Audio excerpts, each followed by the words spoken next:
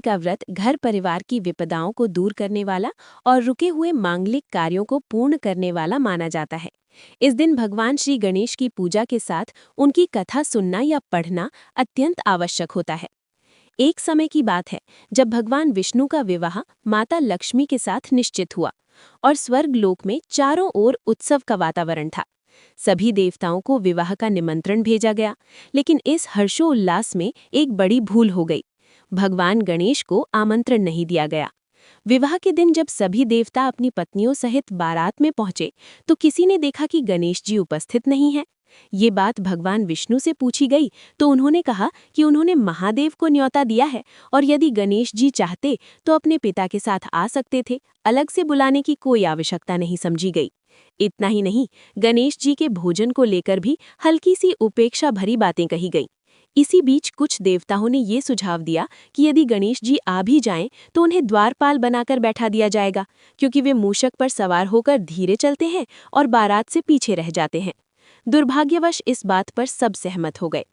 उसी समय भगवान गणेश वहां पहुंचे, लेकिन उनका ना तो सम्मान किया गया और ना ही उनका स्वागत हुआ, बल्कि उन्हें द्वार पर बैठाकर घर की रखवाली करने को कहा गया।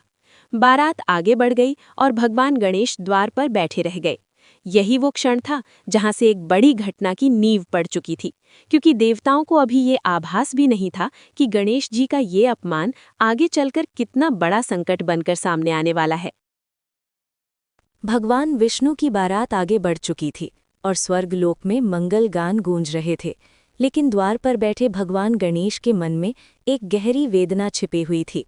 उनके मुख पर न क्रोध था और न ही असंतोष, बल्कि एक गंभीर मौन था जो आने वाले बड़े परिवर्तन का संकेत दे रहा था। उसी समय देवर्षि नारद मुनि वहां पहुंचे और विनम्रता से गणेश जी से पूछा कि वे द्वार पर अकेले क्यों बैठे हैं। गणेश जी ने शांत स्वर में उत्तर दिया कि उनका अपमान किया गया है और जब सम्मान का अभाव होता है तो उसका परिणाम भी निश्चित होता है। नारद मुनि ने समझाया कि ये समय है धर्म की स्थापना का और उन्होंने गणेश जी को उनकी मूषक सेना का स्मरण कराया। गणेश जी ने बिना एक शब्द बोले संकेत किया और मूषक सेना तुरंत बारात के मार्ग की ओर बढ़ गई। कुछ ही समय में उन्होंने धरती को भीतर से खोखला कर दिया। जैसे ही बारात उस मार्ग पर पहुंची, दिव्य रथों के पहिए अचानक धरती में धंस गए। देवता घबरा गए, विवाह रुक गया और चारों ओर चिंता का वातावरण छा गया। इंद्र, वरुण और अन्य देवताओं ने अपने अपने बल और मंत्रों से पहियों को निकालने का प्रयास किया, लेकिन हर प्रयास असफल रहा। तब सभी को ये अनुभव होने लगा कि ये कोई साधारण बाधा नहीं, बल्कि किसी दिव्य शक्ति का संकेत है। अंततः नारद मुनि ने देवताओं को उनकी भूल का स्मरण कराया और कहा कि ये संकट भगवान गणेश के अपमान के कारण आया है और जब तक उन्हें सम्मानपूर्वक मनाया नहीं जाएगा तब तक ये बाधा दूर नहीं होगी। देवताओं को जब अपनी भूल का पूर्ण आभास हुआ तो उनके हृदय में गहरा पश्चाताप उत्पन्न हुआ।